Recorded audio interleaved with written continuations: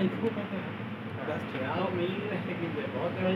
तो ये करने के बाद आपके खेत में कितने दिन में, 7वें दिन में पत्ता आ गया होगा? अच्छा, जैसे निकला हुआ था ना वो लंबी जो निकल रहा था वो बड़ा निकला। दूसरी बात, उसी समय जब ये नीचे ड्रेंचिंग करोगे तो ऊपर से 200 लीटर पानी में 20 किलो मिट्टी, जंगल की मिट्टी या बंजर ज़मीन की मिट्टी जहाँ पे कई साल से छेड़छाड़ नहीं हुई है, वहाँ पे 3x4 का गहरा गड्ढा खोदना है। चारों सतहों की 20 से 25 किलो मिट्टी कलेक्ट करनी है। उसके बाद में गड्ढे को ढक देना है ताकि अगली बार के लिए हमें उसको यूज़ करते आना चाहिए। 20 से 25 किलो मिट्टी, 200 ग्राम वाइसोनो मीठा, इसको 24 से 36 घंटे रखना है। पहले शुरुआत में 1-1.5 घंटा हिलाओ, बाद में हिलाने की आवश्यकता नहीं है। ऊपर से साड़ी से, कपड़े से बांध देना है।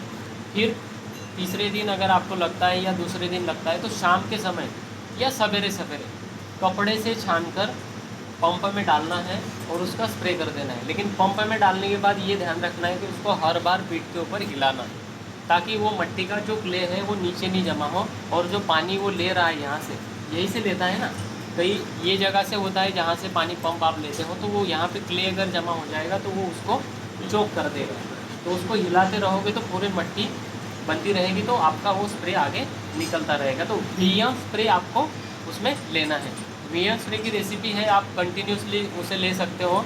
हर 15 दिन में अमावस्या और पूर्णिमा में आप वीएम स्प्रे ले सकते हो। तो वीएम स्प्रे लेने के लिए क्या करना है, जिस दिन अमावस्या है उस दिन आपको वीएम स्प्रे पकाने के लिए रख देना है। उसके 2 दिन बाद, अमावस्या होने के 2 दिन बाद, आइए बैठिए भैया, अमावस्या होने के 2 दिन बाद आपको आपके पत्तों के ऊपर स्प्रे करना है।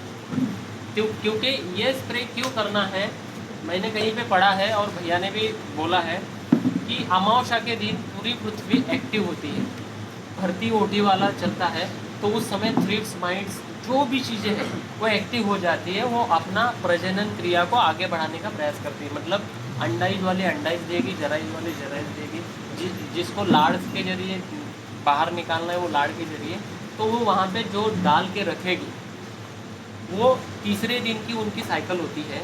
24 घंटे में वो बाहर निकलते हैं कई सारे ये।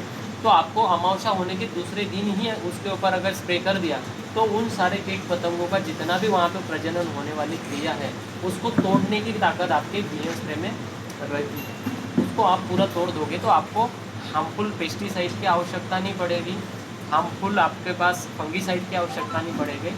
तो ये चीज़ों को आप अवेयर, इसका बंदी कर सकते हैं।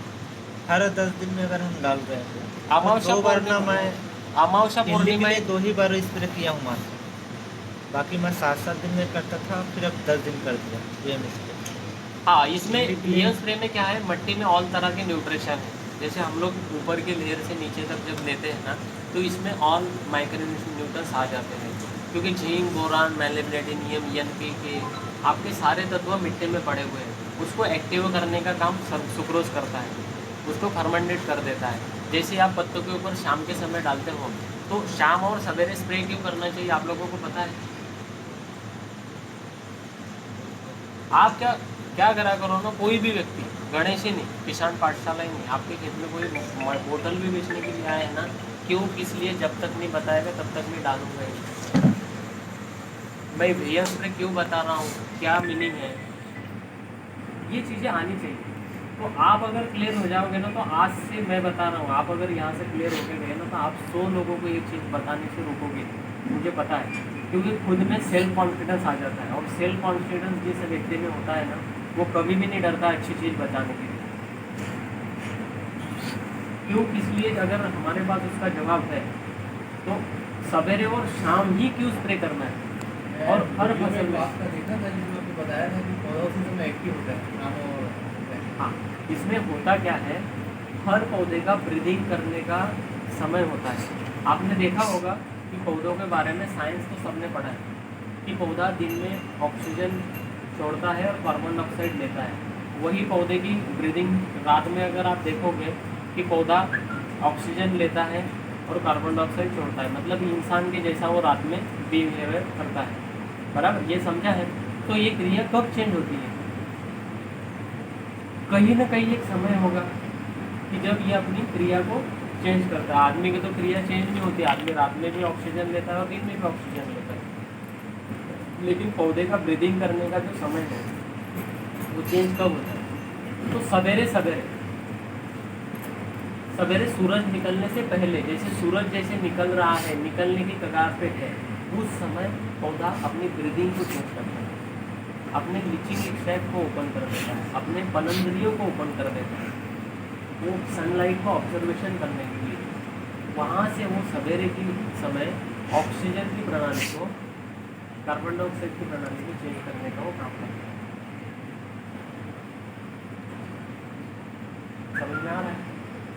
इसलिए अगर उस समय उस पत्तों के ऊपर अगर हमने स्प्रे कर दिया तो उनके जो पनंदरिये खुले हैं उसके ऊपर पट से वो चला जाएगा। पौधा जब पनंदरिये खुले हुए वो पट से अपने पूरे पत्ते में उसको सोख लेगा, तो उसमें पूरा क्लोरोफिल की मात्रा जो बनाने वाला है उसमें वो पूरा न्यूट्रिशन चला जाएगा।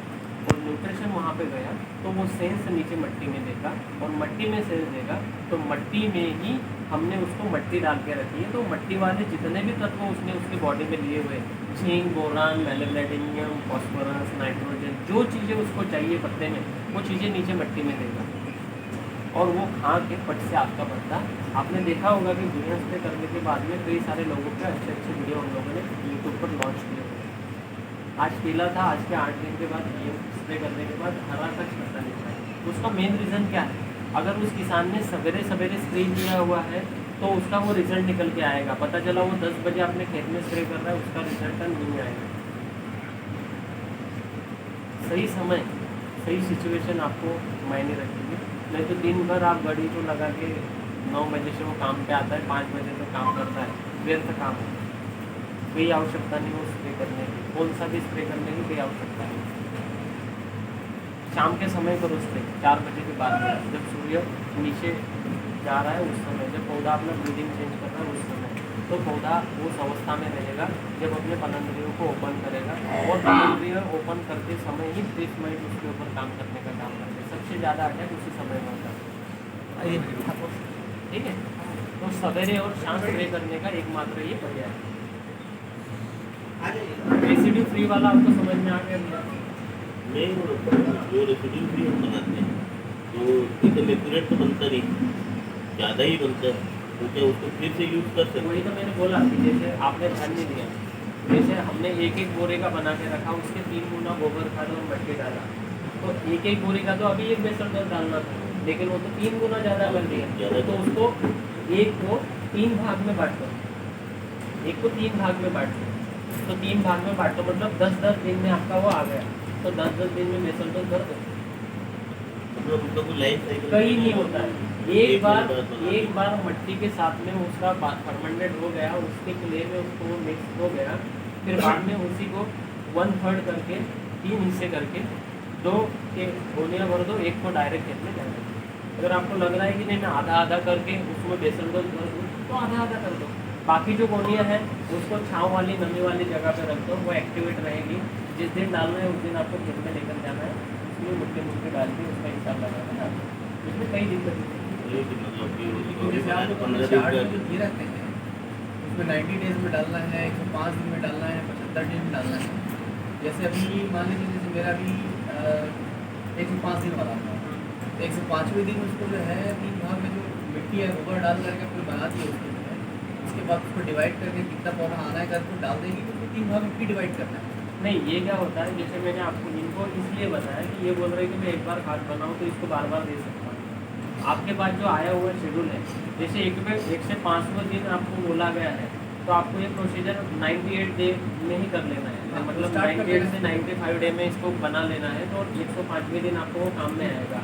तो उस दिन पूरे खेत में जो पौधे की संख्या है उतना ही आपको वो खाद दिया हुआ है, वो डिवाइड करके दिया हुआ है, तो आपको उस समय एक दिन में डाल देना है। हो सकता है कि इसके 10,000 पौधे हैं, एक दिन में उतना डालना मुश्किल है, तो 3-3 हज़ार के क्लस्टर बना के आप 3 दिन तक वो खाद डाल सकते हैं, कोई दिक्कत नहीं। और आपको लगता है कि इसी खाद को मैं 2 बार डाल दूँ, क्योंकि वो महीने में 1 बार है, ये ध्यान रखना।